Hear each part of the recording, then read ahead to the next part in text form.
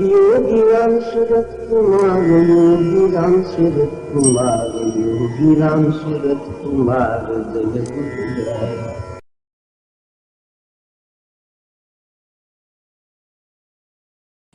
இன்றைக்கு ஒரு பெரிய மகத்தான நாள், மிக மிக புண்ணிய நாள். மகாமகம் என்று சொல்வார்களே, அந்த மகாமக தினம். அப்படி என்னால் என்ன? இதையெல்லாம் பற்றி பகவானே எப்படி ஒரு அற்புதமான மகா சம்பவத்தை நடத்தினார் சன்னதி திரு வீட்டில் என்பதை பார்ப்போம். அதற்கு முன்பு இந்த பெரும் கருணை பேராரை கொண்டாடி நன்றியோடு அவருடைய நாம சங்கீர்த்தனத்தை நாம தாமரைகளாக அவருடைய திருவடி தாமரைகளில் சமர்ப்பித்து விட்டோம்.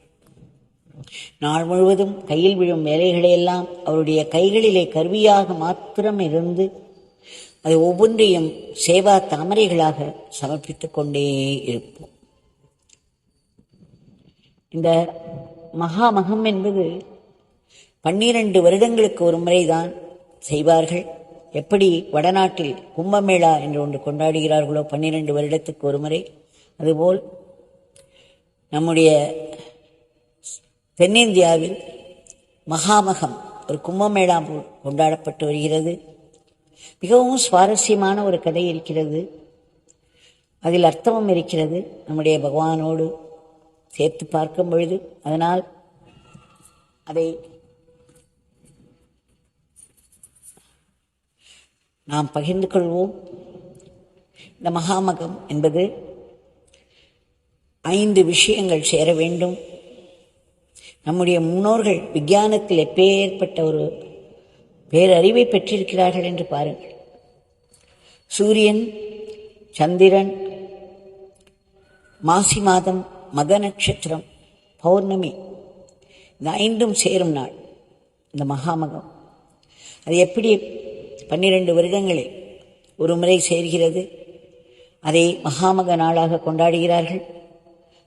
ஆதிகும்பேஸ்வர் கோவில் புஷ்கரணியில் இது கொண்டாடப்படுகிறது. கிட்டத்தட்ட 20 ஏக்கர் பரப்பு உள்ள அந்த ஏரி, அந்த தெப்பக்குளம் என்று சொல்வோம் அல்லவா. இதன் கதை துவாபர யுகம் முடிந்து கலியுகம் ஆரம்பிக்க வேண்டிய நேரம். அந்த துவாபர யுகம் முடிய வேண்டும் அல்லவா, அதற்கு ஒரு பிரளயம் வர வேண்டும். நம்முடைய புராண கதைகளில் எப்படி ஒரு யுகம் முற்றிலும் அழிந்து பிறகு அடுத்த யுகம் ஆரம்பிக்கிறது என்பதை காட்டுகிறது. பிரம்மதேவர் கலியுகம் படைக்க வேண்டும் அல்லவா, அதற்கு முன்பு அவர் தூங்கி எழுவார். அவருடைய பகல் முடிந்து இரவு நேரம் அவர் தூங்கச் செல்லும் பொழுது பிரளயம் உண்டாகி இருப்பவை எல்லாவற்றையும் அழித்துவிடும். இந்த பிரளயம் என்பது சுனாமியை நாம் பார்த்தோம் அல்லவா, எத்தனை பேர் நேரில் பார்த்தோம், எப்பேற்பட்ட ஒரு அழிவை கொண்டு வந்தது. பல சுனாமிகள் பல கடல்களில் இருந்து எழும்பி எல்லாவற்றையும் நீருக்குள் அழுத்திவிடும். பிரம்மதேவர் தன்னுடைய படைக்கும் கருவிகள், இந்த ஜீவராசிகள் அனைத்தையும், அந்த உயிர்கள் அனைத்தையும் அவருக்கு வேண்டிய அந்த அமைப்புக்கு ஏற்ற எல்லாவற்றையும் ஒரு கும்பத்தில் போட்டு அதை எங்கு வைக்க வேண்டும் என்று சிவபெருமானை கேட்டாராம். ஏனென்றால் பிரளயம் என்றால் ஒன்றுமே மிஞ்சாதே. சிவபெருமான் சொன்னாராம், அந்த குடத்தை அமிர்தத்தால் நிரப்பு, அதனுள்ளே இந்த ஜீவராசிகள் கலியுகத்தில் படைக்க இருக்கும் அந்த அனைத்து ஜீவராசிகளையும் உள்ளே வைத்து, அதாவது அவற்றின் விதைகள் அதன் உள்ளே வைத்து, ஒரு தேங்காய் வைத்து, மா இலைகள் வைத்து, பூரண கும்பம் போல் அதை நூலால் சுற்றி, தேங்காய் வைத்து, மாவிலைகள் வைத்து, அந்த கும்பத்தை இமயமலையின் உச்சியில் கொண்டு போய் வைத்துவிடு என்று சொல்லிவிட்டாராம். ஆக அது மாதிரி செய்து பிரம்மதேவன் முடித்துவிட்டார். அந்த பிரளய காலம் வந்த பொழுது எழும்பிய அலைகள் அத்தனையும் அந்த கும்பத்தை அடித்து செல்ல, அந்த வெள்ளத்தில் மிதந்த அந்த கும்பமானது ஒரு இடத்தில் போய் தடைபட்டு நின்றது. அந்த இடம்தான் கும்பகோணம் என்று சொல்வார்கள். சிவபெருமான் ஒரு வேடனின் வேடம் தரித்து ஒரு அம்பால் அந்த கும்பத்தை நோக்கி அடிக்க அந்த கும்பம் உடைகிறது. அந்த கும்ப வாசலில் இருந்து அத்தனை ஜீவராசிகளும் வெளிப்படுகின்றார்கள் கலியுகத்திற்காக. அதற்காகத்தான் அந்த இடத்தின் பெயர் குடவாசல் என்று சொல்வார்கள். அந்த கும்பத்தினுடைய வாசல், அந்த மூக்கு அங்கே விழுந்ததாம். அப்பொழுது அதன் உள்ளே இருந்த அமிர்தமானது சிதறி ஒரு இடத்தில் தேங்கியது. அந்த தேங்கிய இடம்தான் இந்த மகாமக குளமாக மாறியது என்று சொல்கிறார்கள். ஆதி கும்பேஸ்வரர் ஆலயத்தை ஒட்டியிருக்கும் இந்த புஷ்கரணியில் இன்றைய தினம் இந்த 5, அதாவது சூரியன், சந்திரன், மாசி மாதம், மக நட்சத்திரம், பௌர்ணமி கூடும் இந்த வேளையில் அத்தனை புண்ணிய நதிகளும் வந்து சேருமாம். இந்த 9 புண்ணிய நதிகள் சிவபெருமானை சென்று வேண்டிக் கொண்டார்கள். அத்தனை பேரும் எங்களிடத்தில் பாப்பத்தை கழுவுகிறார்கள். அவர்களுடைய அத்தனை பாப்பங்களையும் நாங்கள் சுமந்து கொண்டு அழுக்காக நிற்கிறோம். நாங்கள் எங்களை எப்படி சுத்தம் செய்து கொள்வது என்று கேட்டவுடன் சிவபெருமான் இந்த மக நட்சத்திரத்தில், இந்த மாசி மாசத்தில் வரும் இந்த மகாமக குளத்தில் சென்று குளியுங்கள். நீங்கள் சென்று குளிப்பதனாலும் உங்களுடைய அழுக்கு மட்டும் நீங்காது.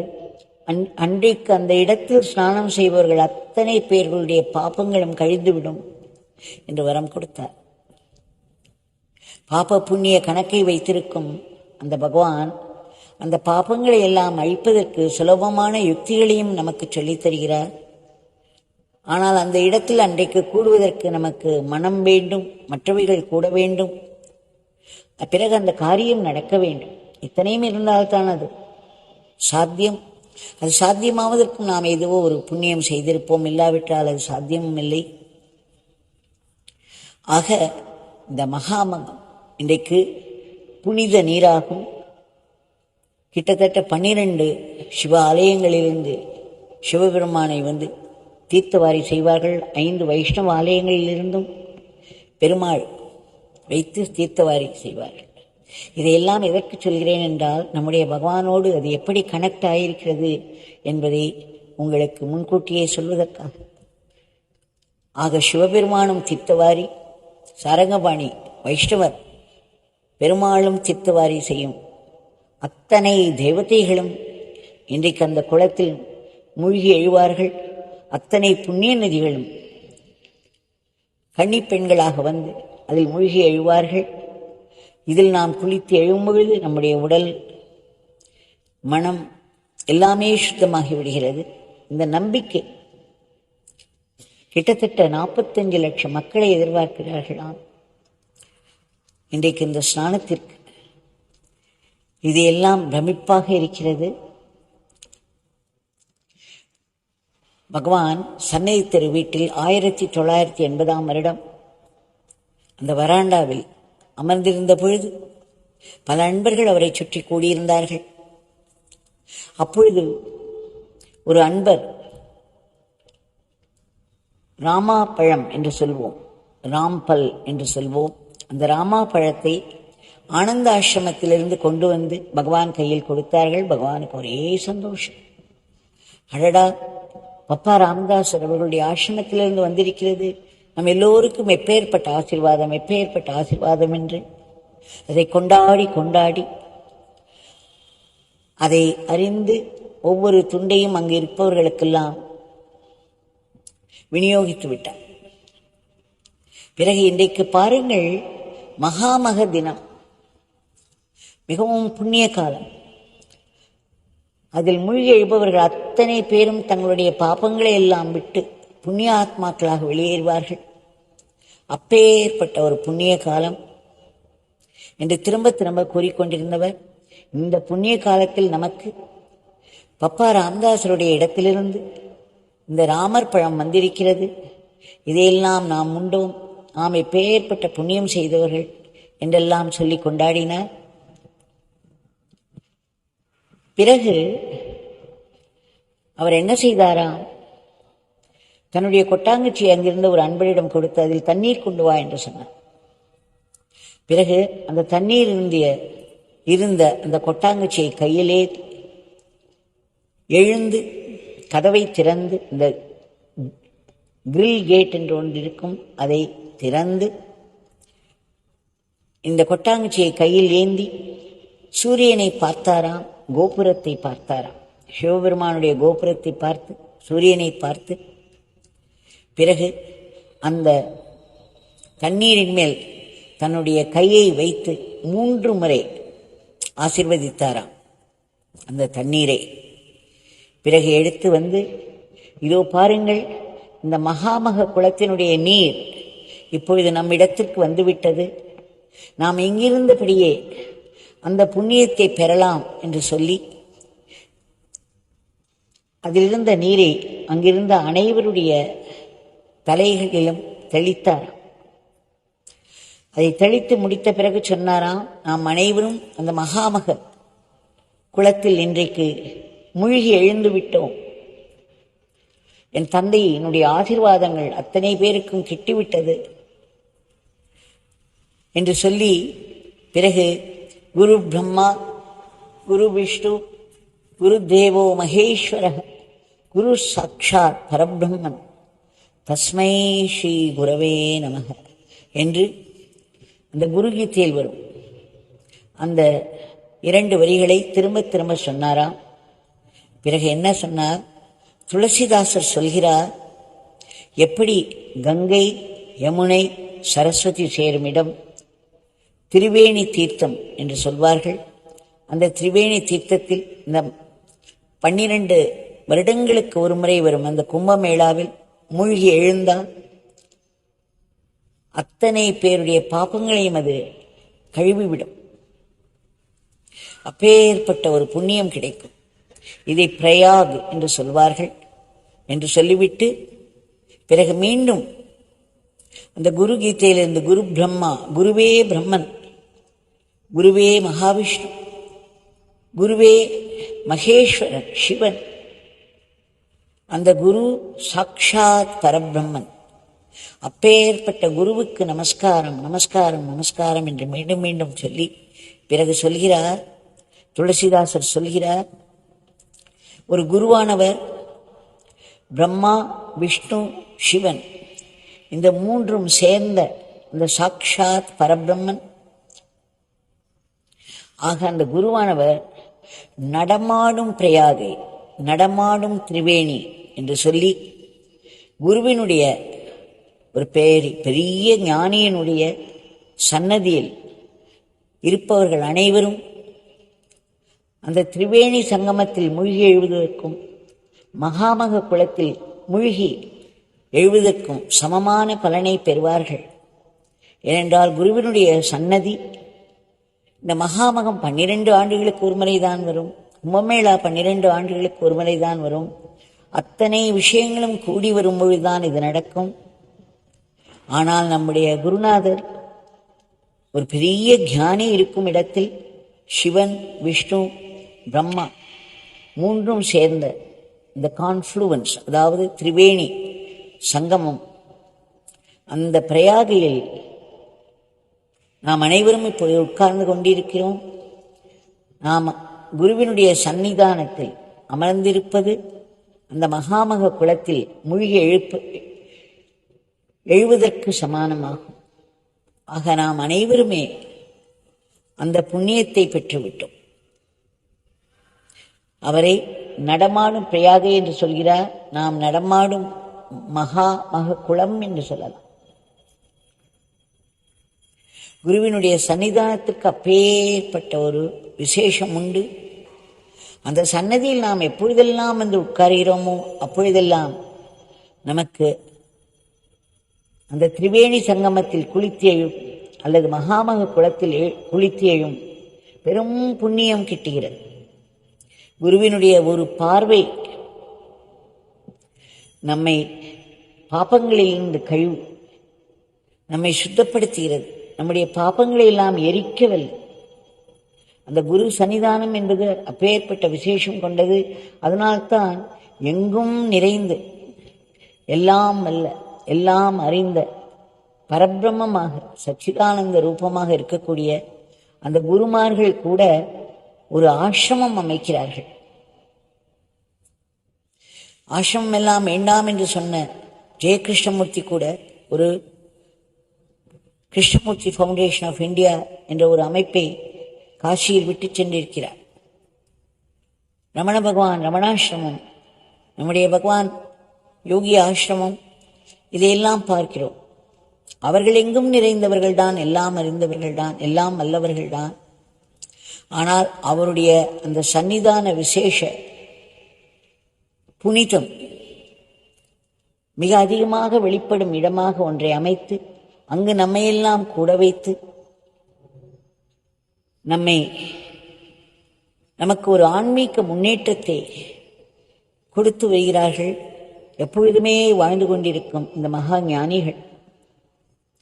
ஆக எப்பொழுதெல்லாம் மகா ஞானியின் சன்னதியில் நாம் கூடுகிறோமோ, அவருடைய ஆசீர்வாதங்கள் நிறைந்த அந்த ஆசிரமத்தில் இருக்கிறோமோ, அவர்களுக்கு எப்பொழுதுமே மகாமக குல ஸ்நானம்தானே, எப்பொழுதுமே கும்பமேளா திரிவேணி சங்கம ஸ்நானம்தான்.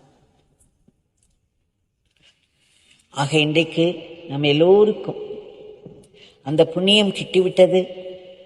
மிக சுலபமாக பகவானுடைய சக்தி மிகு சன்னதியில் கூடிய மாத்திரத்தில் அத்தோடு அவருடைய நாமத்தை வேறு நாம் சொல்லியிருக்கிறோம். இவையெல்லாம் சேர்ந்து நம்மை எப்பேற்பட்ட ஒரு புனிதத்திற்கு ஆளாக்கி இருக்கிறது. இதை நாம் கொண்டாட வேண்டும். இதில் நாம் நம்பிக்கை வைக்க வேண்டும். இதை கொண்டாட வேண்டும். இதை கொண்டாடத்தான் இந்த பலனை நம்மால் முழுமையாக அடைய முடியும். அதனுடைய பலன் நமக்கு புரிய முடியும். நம்முடைய பகவானை நினைத்து பாருங்கள். கொட்டாங்கச்சியில் கைவிட்டு ஆசீர்வதித்து அந்த தண்ணீரை எல்லோர் மேலும் தெளித்து இன்றைக்கு மகாமக குளத்தில் ஸ்நானம் செய்து விட்டீர்கள் என்று எப்பேற்பட்ட ஒரு அத்தாரிட்டி தானே எப்படியெல்லாம் சொல்ல முடியும். தன்னுடைய நாமத்தை எல்லோரும் சொல்லுங்கள், அது இறைவனிடம் உங்களை எடுத்துச் செல்லும் என்று சொல்லக்கூடியது ஒரு அத்தாரிட்டியாகத்தானே இருக்க முடியும். இப்பேற்பட்ட பகவான் நமக்கு கிடைத்திருக்கிறார். அவருடைய திவ்யமங்கள நாமும் நமக்கு கிடைத்திருக்கிறது. எங்கெல்லாம் அவரை பற்றி பேசுகிறோமோ, எங்கெல்லாம் அவருடைய நாமத்தை நாம் கொண்டாடி சொல்கிறோமோ, அங்கெல்லாம் எப்பொழுதும் இந்த புனித ஸ்நானம் நடைபெற்று கொண்டிருக்கிறது. ஏனென்றால் நம்முடைய பகவான் நடமாடும் பிரயாகை. நாம் எப்பொழுதும் திரிவேணி சங்கமத்தில் குளித்துக் கொண்டே இருக்கிறோம். நமக்கு பாபமே நிশ্চিந்தையாக அவருடைய நாமத்தை சொல்லிக் கொண்டிருப்போம். முடிந்த வரையில் ஆசிரமத்துக்கு வந்து அவருடைய சக்தி மிகு சன்னதியில் அமர்ந்து இந்த மகாமக குளத்தில் எப்பொழுது வேண்டுமானால் நாம் குளித்துக் கொள்ளலாம். இன்றைய பிரார்த்தனை தங்களிடம் மீண்டும் மீண்டும் வேண்டிக் கொள்கிறோம். பகவான் கோட்டி முறை வேண்டிக் கொள்கிறோம். தாங்கள் பெரும் கருணையோடு உடனடியாக குறுக்கிட்டு இந்த உலகத்தின் போக்கை முற்றிலும் மாற்ற வேண்டும். இன்றைக்கு மிக மிக பகையுணர்ச்சியும் வன்முறையும் தலையோங்கி இருக்கிறதை பார்க்கிறோம். கேட்பதற்கே அச்சப்படும் வகையில் சம்பவங்கள் நடைபெறுவதையெல்லாம் பார்க்கிறோம். தாங்கள் இந்த பிரபஞ்சத்தின் நாயக்கன், பெரும் கருணையோடு தாங்கள் இந்த உலகத்தில் அமைதி, சமாதானம், ஒற்றுமை, ஒழுங்கு, கட்டுப்பாடு, நல்லிணக்கம் இவற்றை மக்களுடைய வாழ்க்கையில் கொண்டு வந்து மக்கள் ஒரு தார்மீக வாழ்க்கை இறைநினைப்போடு வாழ வேண்டும் என்று வேண்டிக் கொள்கிறோம். ஏற்கனவே நடந்து கொண்டிருக்கும் வன்முறை போர்கள் எல்லாம் ஒரு முடிவுக்கு வந்து அமைதியும் சமாதானம் நிலவச் செய்ய வேண்டும் என்று தங்களை வேண்டிக் கொள்கிறோம். இந்த உலகத்தையே முழுவதும் தாங்கள் ஆசீர்வதித்து யாருடைய மனதிலும் பகையுணர்ச்சி எழாமல், போர் என்ற எண்ணமே எழாமல் இருக்க வேண்டும் என்று வேண்டிக் கொள்கிறோம்.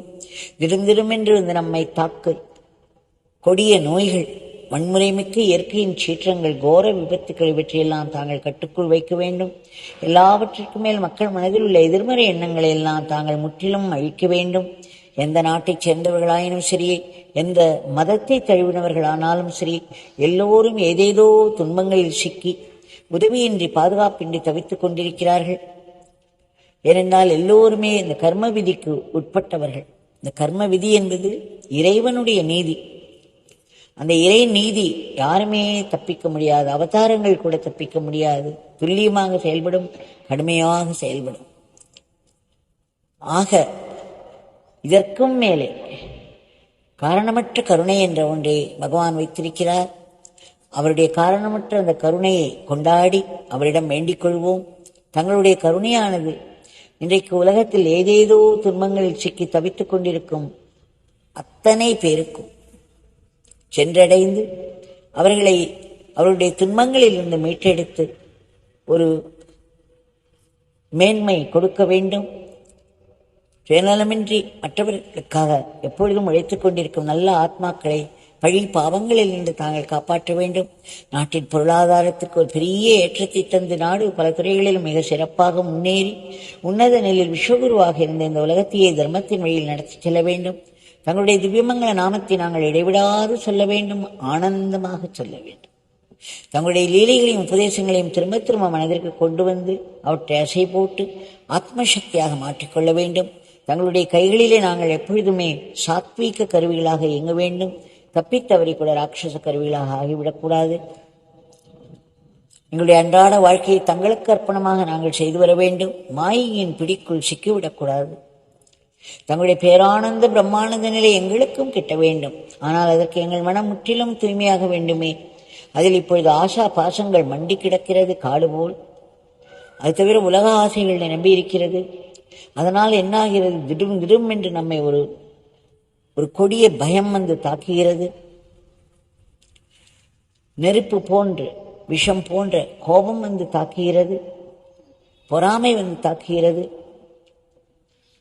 பழிவாங்குதல், காமம், எல்லாவற்றுக்கும் மேல் எதற்கெடுத்தாலும் கவலைப்பட்டு துக்கத்தில் ஆழ்வது, இப்படி பலவிதமான உணர்ச்சிகளில் சிக்கி மன உளைச்சலில் இறங்கி விடுகிறோம். மருந்து வாழ்க்கையாகி விடுகிற அவலம். நம்முடைய பகவான் சொல்லியிருக்கிறார், இறை நாமத்துக்கு இணையான ஒரு வல்லமை மிக்க ஆயுதம் கிடையாது. அது நம்முடைய பழைய பாபங்களை எல்லாம் எரிக்க வல்லது, புதிய பாபங்கள் செய்யாமல் தடுக்க வல்லது, நம்முடைய மனதின் வாசனைகளையும் அழிக்கக்கூடியது என்று சொல்லியுள்ளார். அவருடைய திவ்யமங்கள நாமத்தில் அடைக்கலம் கொள்வோம். விரைவிலேயே நம் மனம் தூய்மையாக வேண்டும் என்று நாங்கள் பிரார்த்தித்துக் கொள்கிறோம். இந்த உலகத்தில் எந்த இடத்தில் இருந்தாலும், என்ன வேலை கையில் வந்து விழுந்தாலும் அவையெல்லாம் தங்களுடைய வேலை, அதை தங்களுடைய சேவையாக ஆனந்தமாக போட்டி பொறாமை பொச்சரிப்பின்றி செய்தவற்றை ஆத்மசக்தியாக மாற்றிக்கொள்ள வேண்டும். வாழ்க்கை என்ன கொண்டு வந்து கொடுக்கிறதோ, சுகமோ துக்கமோ, அது தங்களுடைய சங்கல்பத்தினாலேயே நேருகிறது. தங்களிடமிருந்து வரும் எதுவுமே கண்டிப்பாக ஆசீர்வாதமாக மட்டும்தான் இருக்க முடியும். எதற்கு அது ஆசீர்வாதம்? இந்த உலகத்தை பார்க்கும்போது, இந்த உலகத்தை கண்ணோட்டத்தில் அது ஆசீர்வாதமாக தோன்றாமல் இருக்கலாம்.